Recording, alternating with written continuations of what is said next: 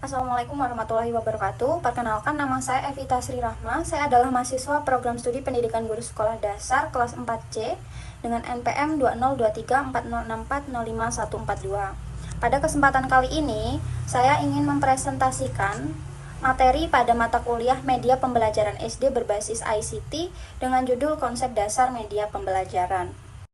Baik, seperti yang tercantum pada PowerPoint ini, di situ tertulis communication model atau model komunikasi, di mana terdapat encoding dan decoding. Encoding ini berarti guru sebagai penyampai atau pengajar yang menyampaikan informasi atau pembelajaran kepada siswa, dan siswa disebut decoding yang berarti penerima yang mengolah informasi itu menjadi suatu materi atau pendapat baru.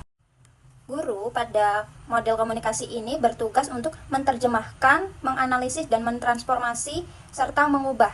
Jadi ilmu yang semulanya itu adalah berbentuk suatu pernyataan yang sulit untuk dipahami, kemudian dirubah, diolah lagi oleh seorang guru, kemudian disalurkan kepada siswa sehingga siswa dapat mengerti dan memahami materi itu dengan mudah. Terlihat juga kan ya dalam PPT ini, yaitu ada message dan feedback. Jadi guru memberi pesan dan murid memberikan respon atau imbal balik dari pesan yang diberikan oleh guru. Nah, selain itu, di antara hubungan antara guru dengan siswa ini terdapat noise. Noise di sini berarti hambatan atau halangan yang terjadi. Halangan yang terjadi itu misalnya ketika melaksanakan komunikasi di kelas atau secara daring misalnya, terdapat halangan. Misalnya ketika komunikasi antara guru dan siswa itu dilakukan secara online melalui Google Meet atau Zoom Meeting, itu terjadi yang namanya sulit sinyal. Sehingga pemberian pesan yang diberikan oleh guru terhadap siswanya itu mengalami halangan. Pesan yang diberikan itu tidak tersampaikan semestinya. Nah, itu disebut noise. Baik, kemudian untuk slide selanjutnya di sini terdapat gambar gajah. Ada gajah ilustrasi dan ada foto gajah. Gambar ini bermaksud sebagai media yang bisa digunakan oleh guru ketika menyampaikan pesan atau materi di kelas kepada murid. Dengan adanya media pembelajaran melalui gambar seperti ini, guru dapat memudahkan siswa ketika membayangkan suatu bentuk gajah. Soalnya kan seperti bisa kita pahami, murid SD itu kan mungkin ada yang belum tahu bentuk gajah. Ketika guru menyebutkan, apakah kalian mengetahui bentuk gajah? Pastikan yang ada di bayangan anak SD tanpa diperlihatkan gambar, mungkin bisa jadi bayangannya itu berbentuk suatu bangunan atau apa gitu ya. Nah, ketika diberikan gambaran berupa foto seperti ini, siswa itu dapat memahami, oh ternyata gajah itu bentuknya besar, oh ternyata gajah itu punya telinga, berkaki 4, dan punya belalai. Pada kesempatan ini, media pembelajaran itu berfungsi sebagai alat bantu atau suatu sumber belajar yang bisa digunakan oleh guru untuk mempermudah guru dalam menyampaikan materinya ketika di dalam kelas. Nah, selanjutnya ini ada slide yang berisi bagan. Bagan ini merupakan hubungan yang terjadi antara guru dan siswa ketika berada di dalam kelas. Di sini terdapat data berupa fakta yang ini kemudian diinformasikan kepada murid atau pendengar menjadi sebuah pengetahuan baru yang kemudian diolah menjadi instruksional program. Selain itu, pada proses belajar pembelajaran itu terjadi yang namanya evaluasi.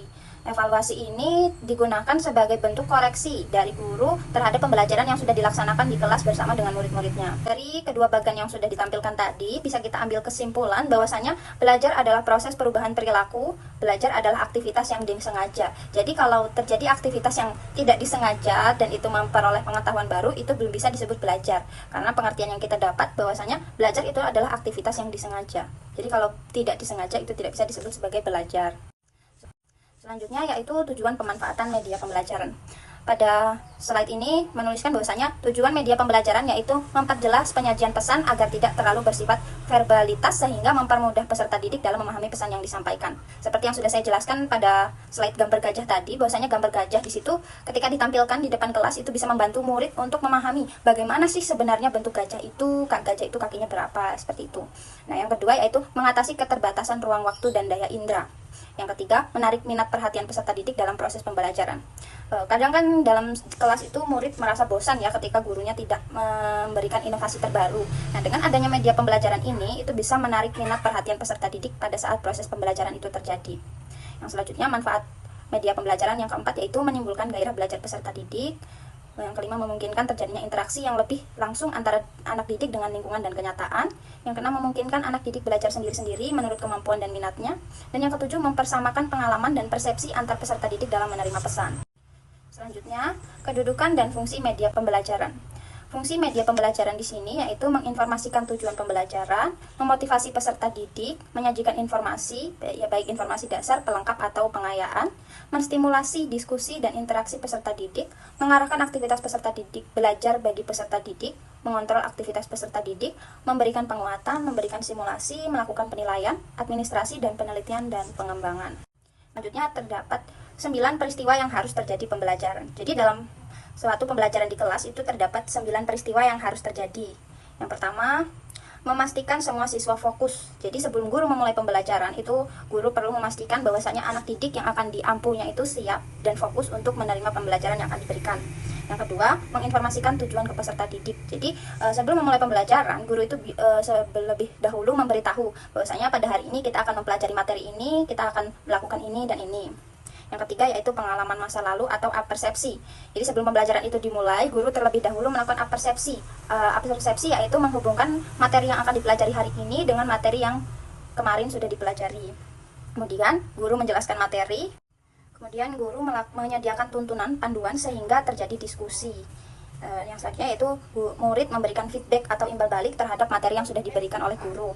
Selanjutnya, guru melakukan asesmen. Asesmen di sini berarti penilaian untuk mengukur sejauh mana pemahaman siswa terhadap materi yang diberikan.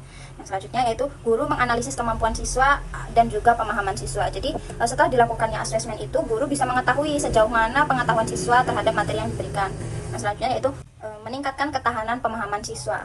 Hal ini bisa dilakukan dengan cara memberikan PR untuk anak didik sehingga ketika di rumah anak didik bisa membaca ulang atau memahami kembali materi yang sudah dipelajari. Baik, demikian materi yang dapat saya paparkan. Jika ada kesalahan saya mohon maaf, kepada Allah saya mohon ampun. Saya akhiri, wassalamualaikum warahmatullahi wabarakatuh. Terima kasih.